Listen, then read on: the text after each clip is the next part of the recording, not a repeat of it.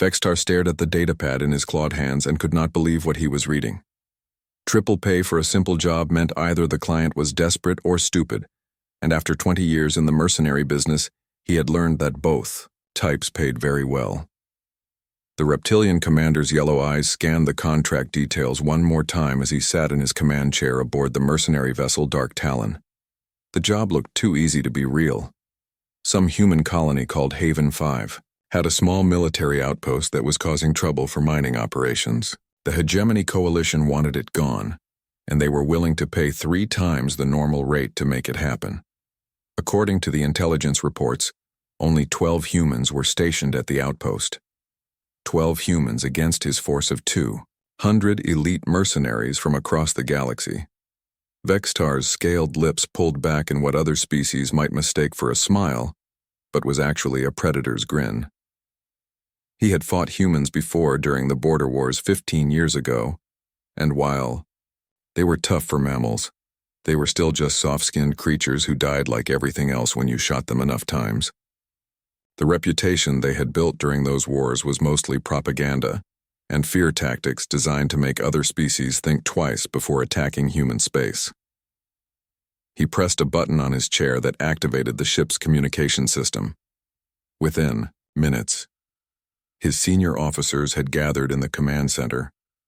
There was Crix, his insectoid weapons specialist whose 4 arms could operate multiple weapon systems simultaneously.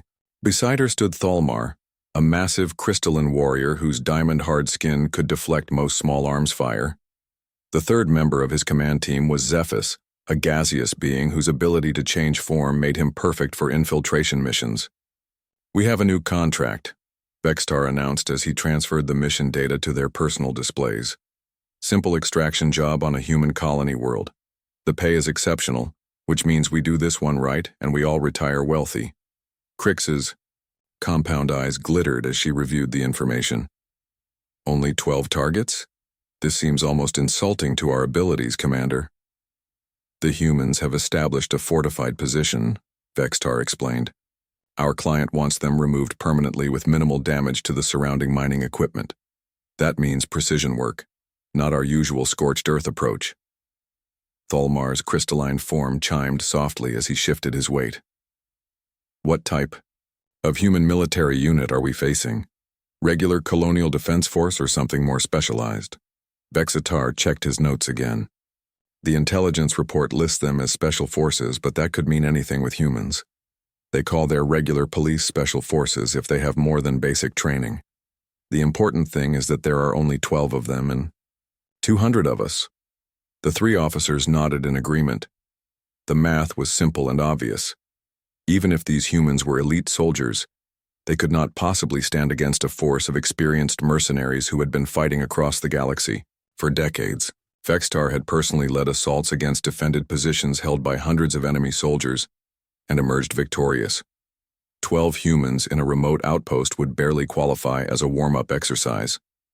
"Crix, I want your insectoid shock troops ready for the initial assault. Fast approach, overwhelming firepower, standard breach, and clear protocols," Vextar ordered. "Thalmar, your crystalline heavy weapons team will provide covering fire and eliminate any defensive positions. Zephys, take your infiltration specialist and secure the perimeter to prevent any humans from escaping."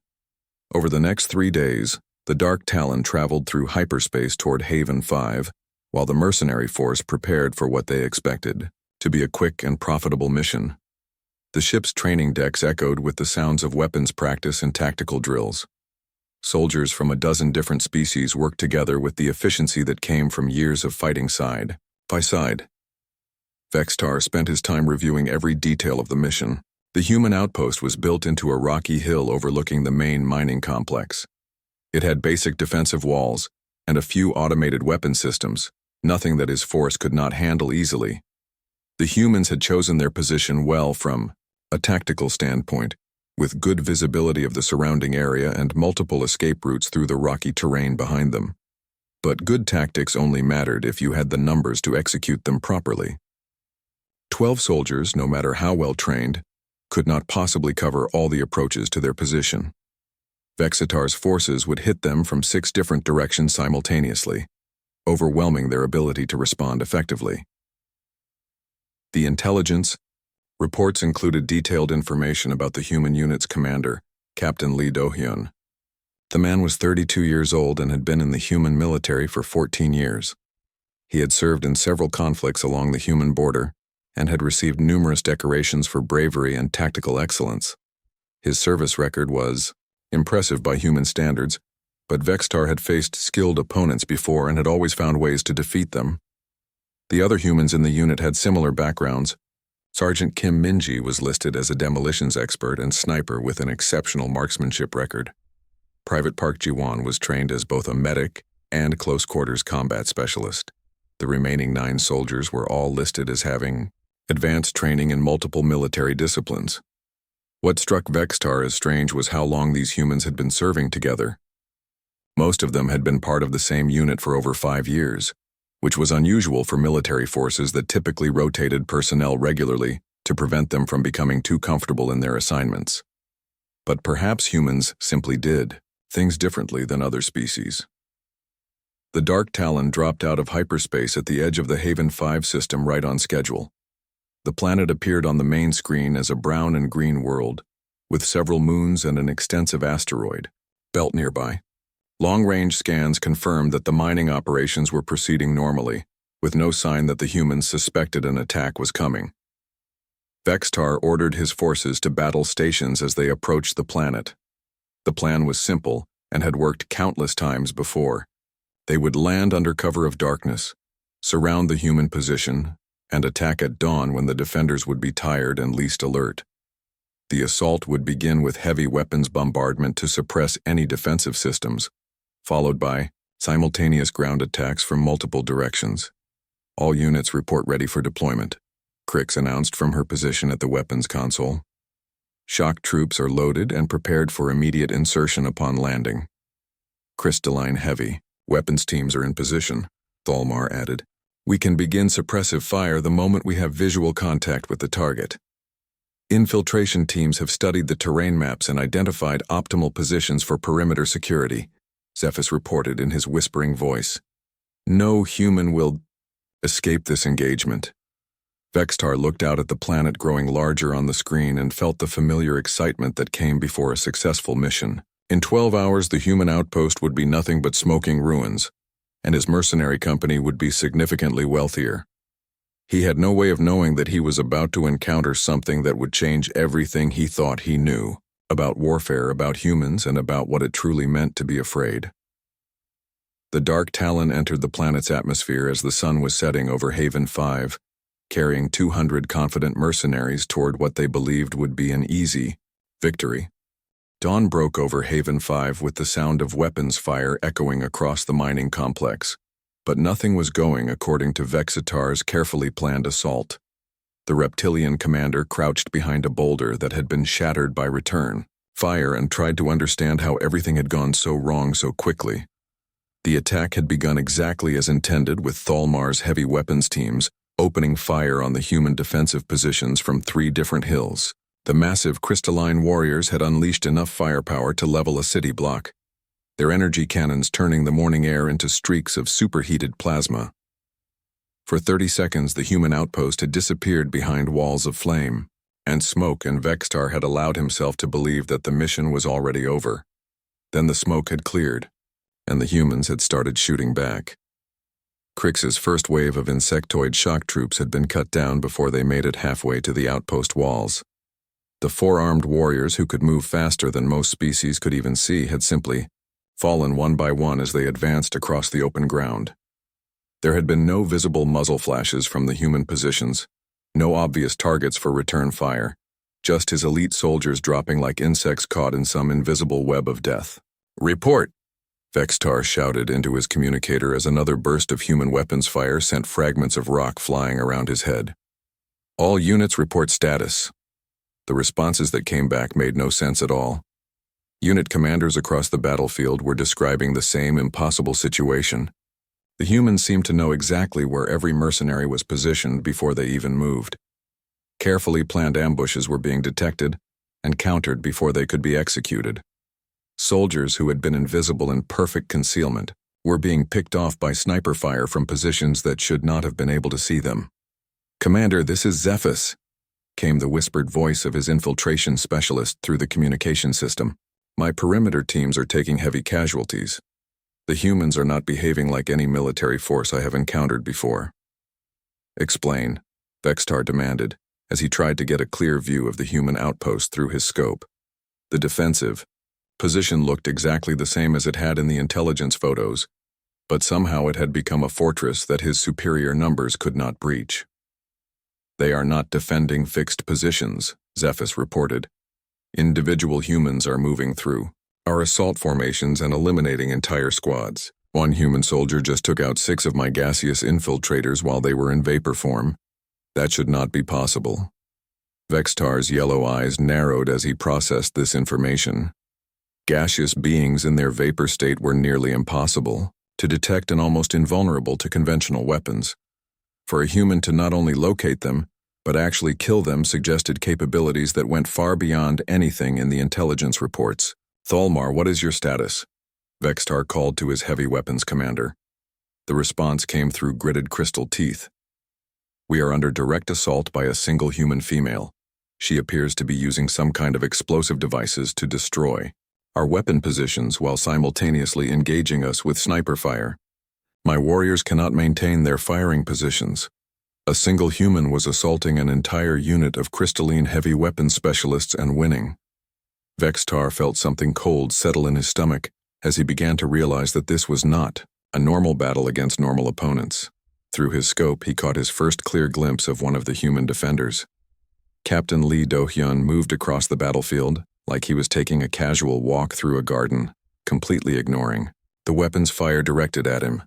The human officer would stop, aim his rifle, fire once, and another mercenary would drop dead. Then he would move to a new position and repeat the process with mechanical precision. What terrified Vextar most was the complete lack of urgency in the human's movements. Captain Lee Do-hyun was not fighting desperately like a soldier whose position was being overrun by superior numbers. He was working methodically through a task that he found routine and unremarkable. "All units concentrate fire on the human commander," Vextar ordered. "Grid reference 77 Alpha." 20 different weapon systems turned their attention to Captain Lee Do-hyun's position and unleashed enough firepower to crater the landscape. The hill where the human had been standing disappeared in a series of explosions that should have vaporized anything within 100 meters. When the smoke cleared, Captain Lee Do-hyun was standing in a different location entirely, apparently unharmed and completely unconcerned. He raised his rifle and fired 3 times in quick succession. 3 of Vextar's weapon specialists died instantly, shot through gaps in their armor that should not have been visible from the human's position. The pattern continued throughout the morning as Vextar watched his carefully planned assault turn into a massacre. Every tactical advantage his force should have possessed seemed to work against them instead. Their superior numbers meant nothing when the humans somehow knew exactly where every mercenary was located. Their advanced weapons technology was useless when the humans moved like they could predict where every shot would be fired. Sergeant Kim Minji appeared on a ridge that had been empty moments before and began systematically destroying Thalmar's remaining heavy weapons with what appeared to be improvised explosive devices. Each blast was perfectly timed and positioned to cause maximum damage while the human female remained completely protected from return fire. Private Park Ji-won moved through the battlefield like a ghost, appearing wherever wounded mercenaries had taken cover and finishing them with precise shots from his sidearm. The human medic showed the same mechanical efficiency as his commander, working through the injured mercenaries with the calm professionalism of someone performing routine maintenance. By midday, Vextar's force of 200 elite mercenaries had been reduced to fewer than 80 survivors, most of whom were wounded and demoralized. The human outpost remained completely intact, and none of the 12 defenders appeared to have been injured. "Commander, we need to retreat," Crix's voice came through the communicator, her usual confidence replaced by something that sounded very much like fear. "We are not fighting normal soldiers. These humans are something else entirely."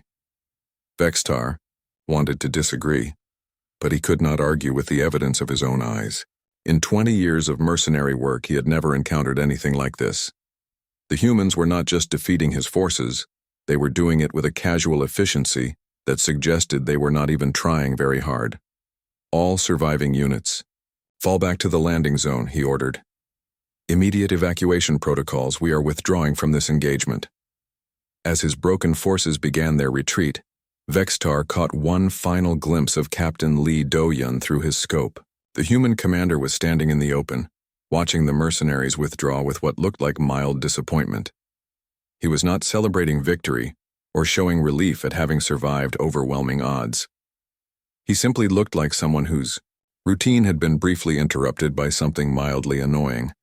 That expression haunted Vexitar during the long flight back to civilization. The humans had not been fighting for their lives against superior numbers. They had been doing their job with the same casual professionalism that other people brought to filing reports or maintaining equipment. The realization that 12 humans could treat 200 elite mercenaries as a minor workplace inconvenience was more terrifying than any weapon Vextar had ever faced. The Dark Talon limped away from Haven 5, carrying the survivors of what would become known throughout the galaxy as the most one-sided military defeat in recorded history. But none of the mercenaries who lived through that day would ever forget the sight of humans who fought like warfare was just another day at the office. News of the Haven 5 disaster spread through the galactic mercenary networks faster than a plague, and with similar effects on everyone who heard the story. Vextar found himself in the uncomfortable position of being the mercenary commander who had lost 60% of his elite force to 12 humans, and most of his former colleagues seemed to think he was either lying or had suffered some kind of mental breakdown during the battle. The reptilian commander sat in a crowded cantina on Nexus Prime, trying to convince a table full of other mercenary leaders that everything he was telling them was absolutely true. His left arm was missing from the elbow down, courtesy of Sergeant Kim Minji's explosive devices, and the regeneration treatments had left him with constant pain that no medication seemed to help. You expect us to believe that 12 humans defeated 200 of your best soldiers? Cathalar asked with obvious skepticism. The arachnid mercenary commander controlled one of the largest and most successful military companies in the galaxy, and his 8 legs clicked against the floor as he shifted in his specially designed chair. Vextar, I know you have a reputation for exaggerating your combat reports, but this is beyond ridiculous. I am telling you exactly what happened, Vextar insisted, his yellow eyes filled with the haunted look that had become permanent since his return from Haven 5. These were not normal human soldiers. They moved like they could see the future and fought like they were already dead. My weapons specialist could not even locate them properly to return fire. Gorthul, a massive Ursine warrior, whose species was known throughout the galaxy for their physical strength and combat prowess, laughed so hard that several glasses fell off nearby tables. Humans are soft mammals with no natural weapons and barely adequate reflexes. I have fought them before during the border wars, and while they are tenacious, they are not supernatural beings. The other mercenary commanders around the table nodded in agreement. Everyone knew that humans were tough fighters with good technology and reasonable tactical skills, but the idea that they could defeat numerical superiority of the kind Vextar was describing seemed impossible. If you are so certain that I am wrong, Vextar said quietly, then perhaps you would be interested in taking contracts against other human special forces units yourselves. The suggestion hung in the air for a moment before Keithalar's mandibles clicked together in what his species used as laughter. As a matter of fact, I received a contract offer this morning for exactly that kind of mission. Triple pay to eliminate. A human reconnaissance unit on Frontier 12. Only 4 targets this time, so the odds should be even better than what you faced. Within a week, Cathalar's Reapers had departed for Frontier 12 with complete confidence that they would succeed where Vextar had failed. The arachnid commander had chosen his best hunters for the mission, warriors who specialized in tracking and eliminating small groups of enemies in difficult terrain. Corporal Cho Hyunwoo's reconnaissance unit was supposed to be conducting routine surveillance of smuggling operations near the planet's equatorial jungle. According to intelligence reports, the 4 humans were operating from a temporary camp with minimal equipment and no heavy weapons. Kethlar's force of 50 elite hunters should have been able to locate and eliminate them within hours of landing. The mission lasted 3 days, and when it was over, only 7 members of Kethalar's force were still alive. The arachnid commander himself had been found webbed to a tree with his own silk, apparently placed there by Corporal Cho Hyun-woo as some kind of message. The human had used arachnid hunting techniques better than the arachnids themselves, turning their own natural abilities against them. Before news of Kethalar's defeat could fully circulate through the mercenary networks, 2 more companies had taken contracts against human special forces units. The Void Hunters, led by Captain Zendara, attacked Lieutenant Nam Soo-young's rapid response team on mining station Beta 9. The Iron Claw Syndicate attempted to assault Sergeant Yoon Ji-hye's defensive position on colony ship Harmony. Both missions ended the same way, with the mercenary forces suffering catastrophic casualties while the human defenders remained unharmed. The survivors all told similar stories about humans who seemed to anticipate every move, coordinate without visible communication, and fight with a level of efficiency that bordered on the mechanical.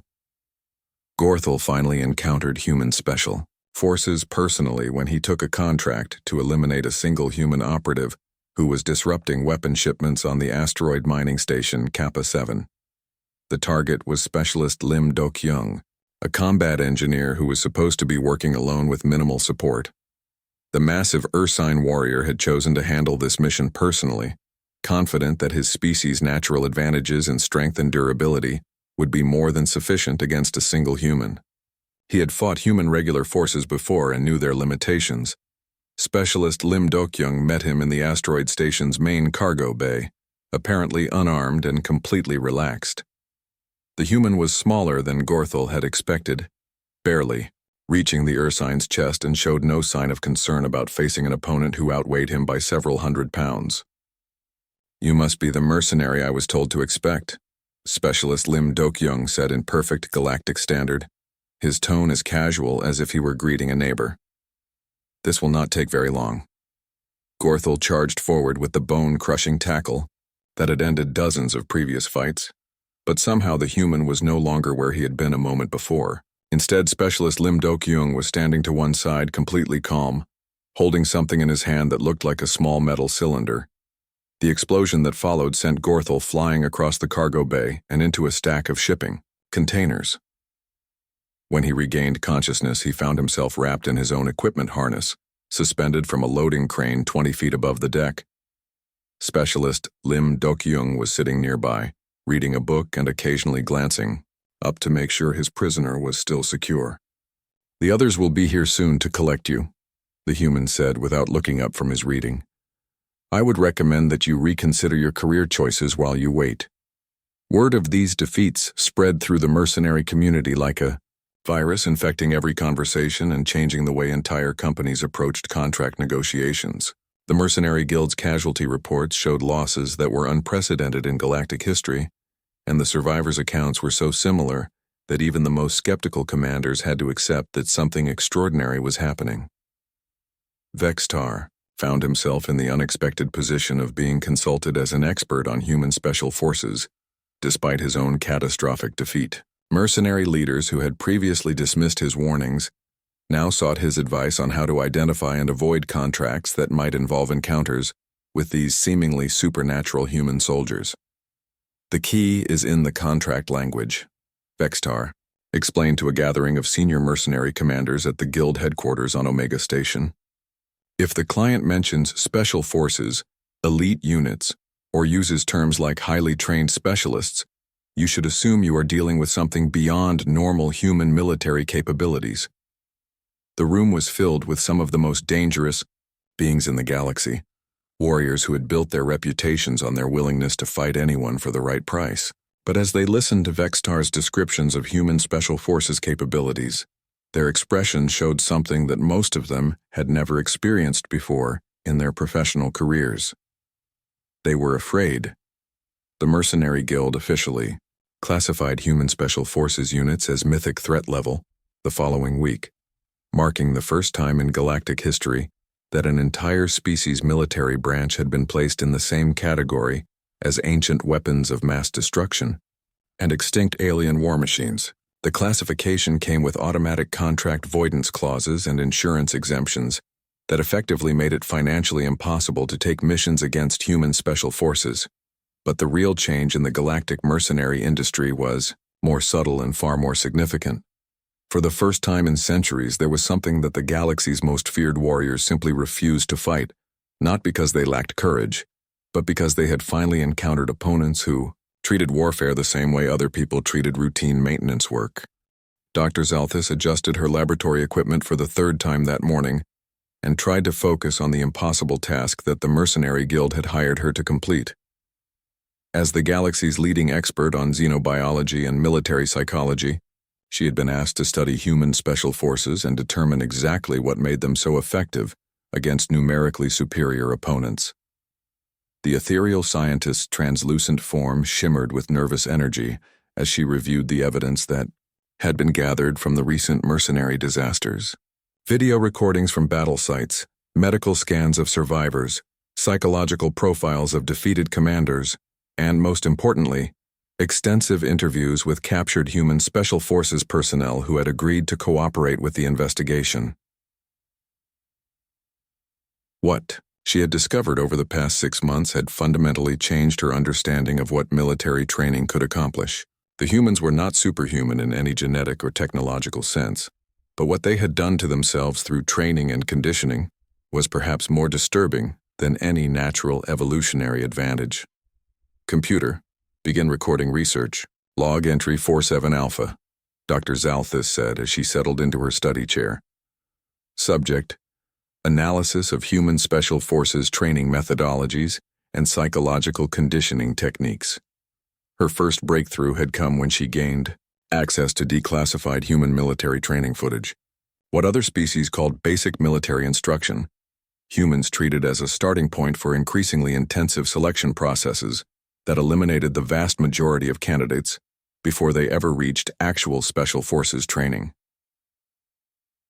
The selection process that humans called Hell Week would have been classified as torture by galactic standards if applied to prisoners of war. Potential special forces candidates were deprived of sleep, food, and rest while being subjected to physical and psychological stresses that would break most sentient beings.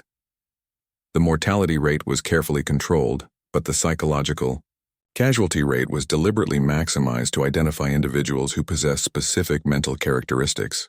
The key insight, Dr. Zalthus noted in her log, is that humans are not selecting candidates who are naturally superior fighters. They are identifying individuals whose psychological makeup allows them to be rebuilt into something entirely different from baseline human psychology. She had interviewed dozens of human special forces veterans over the past months, and their responses to her questions had been remarkably consistent. They described their training not as learning combat skills, but as a process of psychological death and rebirth that created new personas optimized for warfare. Major Nam Tae-hyun had been the most articulate of her interview subjects, perhaps because he had been captured during a mission and had months to reflect on his experiences while in alien custody. The human officer had agreed to extensive psychological testing and interviews in exchange for better living conditions, and his insights had proven invaluable. The thing you have to understand, Major Nam Tae-hyun had explained during their most recent session, is that we are not trying to stay alive during combat operations. Survival instincts are actually counterproductive to mission effectiveness, so we train them out of ourselves as much as possible. This statement had initially seemed like typical human bravado, but further investigation had revealed that it was literally accurate. Human special forces training included specific psychological conditioning designed to suppress individual survival responses in favor of unit cohesion and mission completion. The process created soldiers who genuinely did not fear death because they had been conditioned to prioritize abstract mission goals over personal survival. But surely you must feel some concern for your own safety, Dr. Zalthus had pressed during the interview.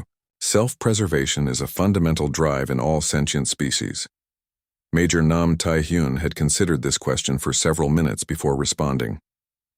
I suppose the best way to explain it is that we accept our own death as an inevitable outcome before we ever deploy on a mission.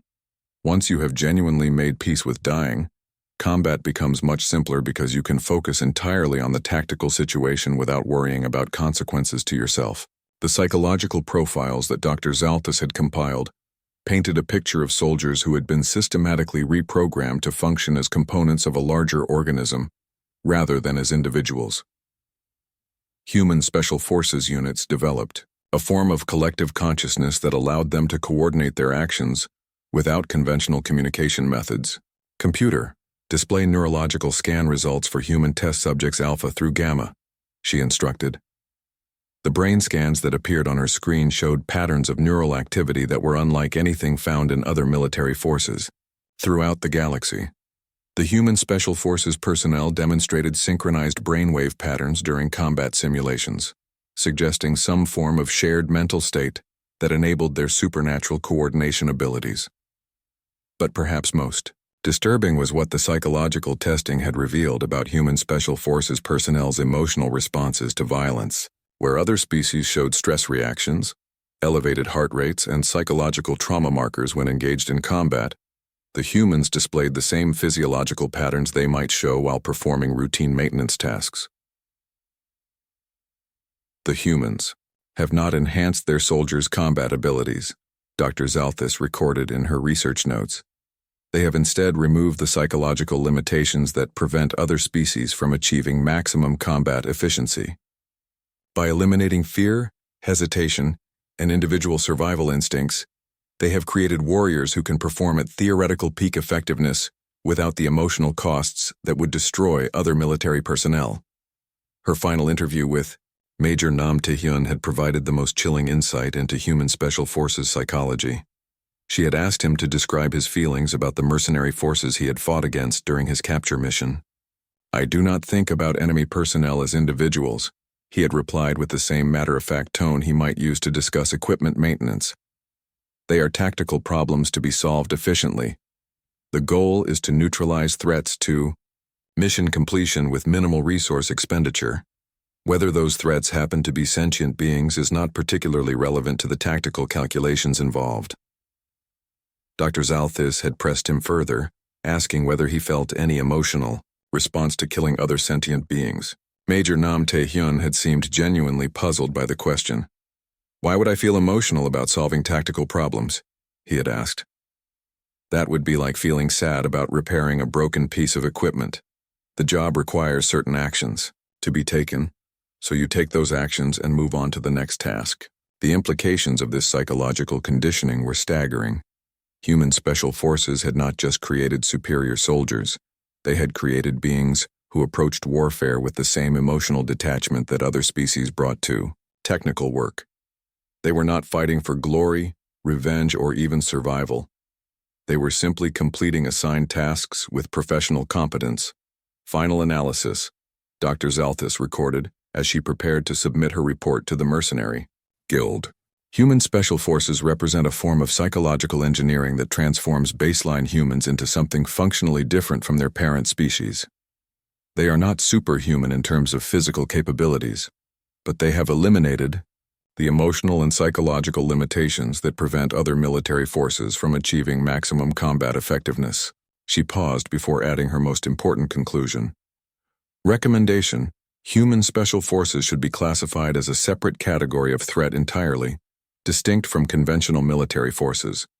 They represent what happens when an already formidable predator species deliberately removes its own psychological safety mechanisms and social inhibitions. The result is not a better soldier, but rather a different type of being entirely, one optimized for warfare at the expense of individual humanity. As Dr. Zalthus transmitted her final report to the Mercenary Guild, she reflected on the most disturbing aspect of her research. The humans had not set out to create monsters or unstoppable killing machines. They had simply applied their characteristic thoroughness and problem-solving abilities to the challenge of military effectiveness. And the result was something that terrified every other species in the galaxy. The scariest part was that the humans themselves seemed completely unaware that there was anything unusual about their approach to warfare. 6 months after Dr. Zalthus submitted her research findings to the Mercenary Guild, The galactic military contracting industry had undergone the most dramatic transformation in its recorded history. The simple mention of human special forces in a contract briefing was now enough to cause entire mercenary companies to withdraw their bids, regardless of the payment offered. Vextar stood in his new office on Nexus Prime and looked out at the bustling spaceport where dozens of mercenary vessels came and went every day. The view had not changed, but everything else about his life had been transformed by a single disastrous mission to Haven 5. The reptilian former commander now ran the galaxy's most successful military consulting firm, specializing in the identification and avoidance of human special forces deployments. His client today was Admiral Krexthul of the Dominion Navy, a massive crustacean whose species had built their military reputation on their willingness to fight anyone under any circumstances. But even the Dominion's legendary aggression had limits, and those limits apparently included human special forces. We have been offered a contract to provide security for mining operations in the Kepler sector, Admiral Krexthul explained, his voice carrying the clicking undertones that his species used to express nervousness. The pay is substantial, but our intelligence reports suggest that human military units may be operating in the area. Vextar nodded and activated his desktop display, calling up the most recent intelligence data on human military deployments throughout that region of space. His company maintained the most comprehensive database of human special forces unit locations and activities in the galaxy, information that had become more valuable than most planetary defense contracts. The Kepler sector has confirmed deployments of at least 3 human special operations teams, Vextar reported after reviewing the data. Units include a reconnaissance specialist team led by Sergeant Yang Minjae, a combat engineering unit, under Lieutenant Quan Sujin, and a rapid response force commanded by Captain Park Yejun. Admiral Krexthul's chitinous exoskeleton clicked nervously as he processed this information. Only 3 small units to cover such a large sector of space. Surely our forces would have numerical superiority if we encountered them. Admiral, with respect, that is exactly the kind of thinking that has cost the mercenary industry over 3,000 casualties in the past year, Vextar replied. Human special forces units are not counted the same way as conventional military forces. A single human special operations team should be considered equivalent to approximately 50 conventional soldiers for planning purposes. This was actually a conservative estimate based on the battle data that Vextar had compiled. But he had found that clients responded better to warnings that seemed reasonable, rather than the terrifying reality of human combat effectiveness ratios. My recommendation is that the Dominion Navy decline this contract, he continued. However, if you are determined to proceed, I can provide detailed protocols for identifying human special forces presence and immediate withdrawal procedures. The transformation of the mercenary industry had created an entire new category of military services focused on avoiding rather than engaging specific threats. Vextar's company was only the largest of dozens of firms that now specialized in human special forces detection and avoidance strategies. The Mercenary Guild had been forced to create entirely new contract categories to deal with the human special forces phenomenon. The extinction clause allowed any mercenary force to void their contract without penalty if human special forces were confirmed in the operational area. Insurance companies had stopped providing coverage for any mission that might involve contact with human military units, making such contracts financially impossible for most mercenary companies. But perhaps the most significant change was psychological rather than legal or financial. The galaxy's mercenary community, which had built its reputation on being willing to fight anyone for the right price, now openly acknowledged that there were opponents they simply would not engage under any circumstances. Captain Lee Do-hyun sat in the command center of the Haven 5 outpost and reviewed the latest intelligence reports on mercenary activity throughout human space. The pattern was unmistakable and somewhat puzzling from his perspective. Mercenary forces that had previously operated freely in contested border regions were now avoiding any system where human military units might be present.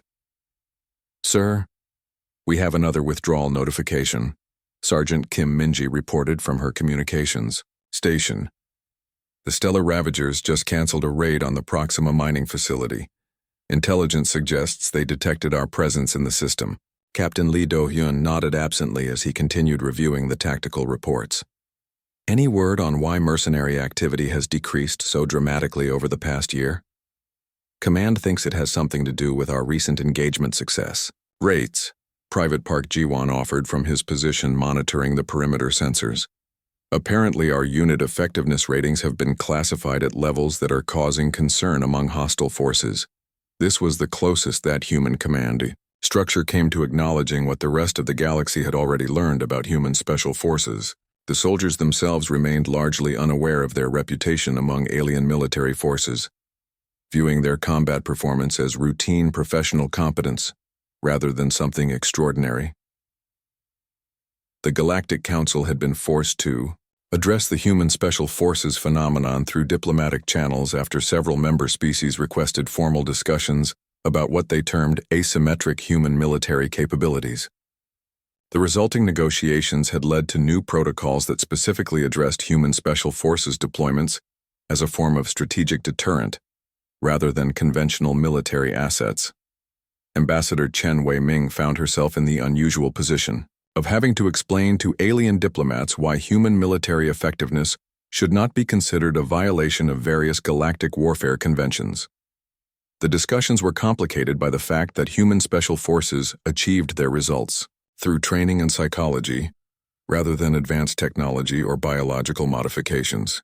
The human military does not employ any weapons or tactics that are prohibited under galactic law, she explained to the Theta Centauri delegation during one particularly tense negotiation session. Our personnel simply receive more extensive training than is typical for most species' military forces.